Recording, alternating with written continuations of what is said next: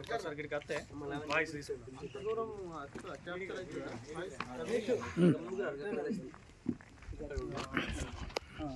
మీరు ఇట్రారు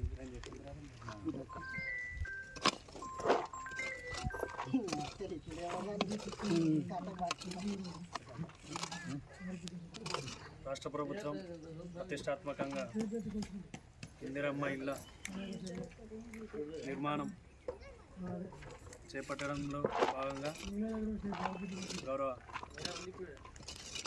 రేవంత్ రెడ్డి గారు అలాగే మన తెలంగాణ రాష్ట్ర మంత్రివర్యులు అడ్డూరు లక్ష్మణ్ కుమార్ గారు వారి ఆదేశాల మేరకు ఈరోజు రాజారం గ్రామంలో ఇందిరమ్మ ఇళ్ళ నిర్మాణానికి ముగ్గుపోయడానికి ఈరోజు మన గ్రామానికి వచ్చినటువంటి మండల కాంగ్రెస్ పార్టీ అధ్యక్షులు సంగనబట్ల దినేష్ సార్ గారు అలాగే ఏఎంసీ చైర్మన్ లావణ్య లక్ష్మణ్ గారు అలాగే వేముల రాజేష్ గారు మాజీ ఎంపీటీసీ సభ్యులు మల్లేశం గారు అలాగే రాజారం గ్రామానికి చెందిన కాంగ్రెస్ పార్టీ కుటుంబ సభ్యులు గ్రామశాఖ అధ్యక్షులు మహేందర్ గారు గ్రామ కాంగ్రెస్ పార్టీ కార్యకర్తలు మరియు ఇంటి నిర్మాణానికి వచ్చినటువంటి ప్రతి ఒక్కరికి కృతజ్ఞతలు తెలుపుకుంటూ దినేష్ సార్ గారిని మాట్లాడాల్సిన కోరుతున్నాను.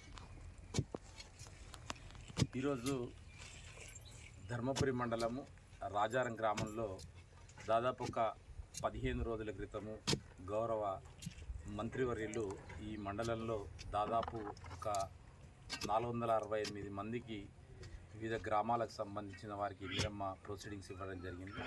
దానిలో భాగంగానే ఈరోజు ధర్మపురి మండలం రాజారం గ్రామానికి రావడం జరిగింది.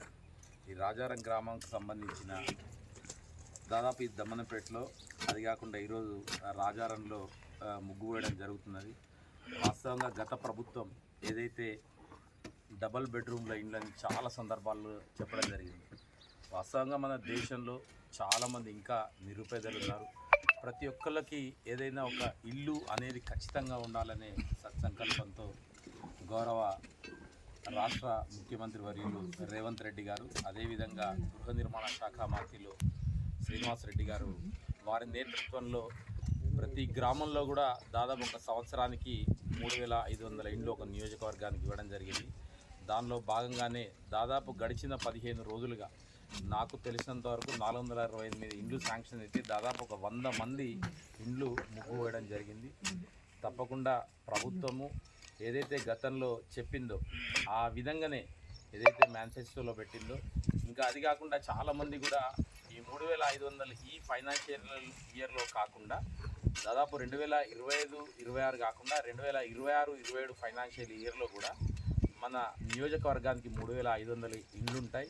ఖచ్చితంగా కూడా ఎవరు కూడా ఇబ్బంది పడే అవసరం లేదు. ఎందుకంటే బహుశా నాకు తెలిసినంత వరకు ఈ రాజారం గ్రామానికి ఒక 25-30 ఇండ్లు వచ్చినట్టున్నాయి. ఇంకా కూడా ఒక 30 మందికి ఇంకా అర్హులు ఉంటారు కావచ్చు. ఇంకా 30 మంది ఇంకా 50 మంది 60 మంది ఉన్నా కానీ రాబోయే కొన్ని రోజులలో ఖచ్చితంగా వారికి కూడా ఇవ్వడం జరుగుతుందని తెలియజేస్తున్నాం. అది కాకుండా సెక్రటరీలు కూడా ఎవరైతే ఉన్నారో ఎవరైతే ఇందిరమ్మ ఇండ్లకు సంబంధించిన లబ్ధిదారులు ఉన్నారో వాళ్ళని ప్రాపర్గా ఎడ్యుకేట్ చేసి ఏదైతే పిల్లర్స్ లేవగానే వాళ్ళని ఫోటో క్యాప్చర్ చేయడం ఏఐ టెక్నాలజీ తోటి చేయడం జరుగుతున్నది.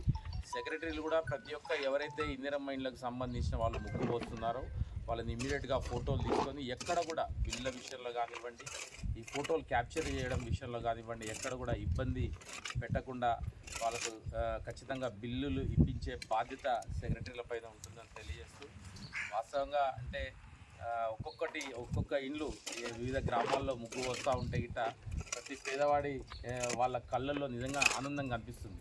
ఎందుకంటే ఒక ప్రభుత్వం అంతకుముందు కాంగ్రెస్ పార్టీ అధికారంలో ఉన్నప్పుడు ప్రతి గ్రామంలో కూడా ఇందిరమ్మ ఇండ్లు కట్టివేయడం జరిగింది. రాజారంలో కానివ్వండి, దమనపేటలో కానివ్వండి, ధర్మపురిలో దాదాపు 4-5 కాలనీలు కట్టివేయడం జరిగింది.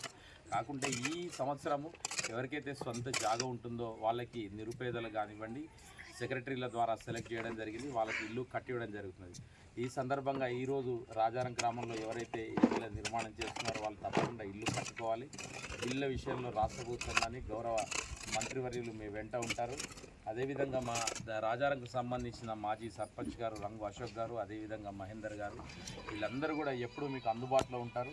ఖచ్చితంగా మీ బిల్లు వచ్చే వరకు కూడా మీ వెంట ఉంటారని తెలియజేస్తూ మరొక్కసారి మీరు కొత్తగా మాతోటి మీరు కొబ్బరికాయ కొట్టించినందుకు ధన్యవాదాలు తెలియజేస్తూ మీకు శుభాకాంక్షలు తెలియజేస్తున్నాను.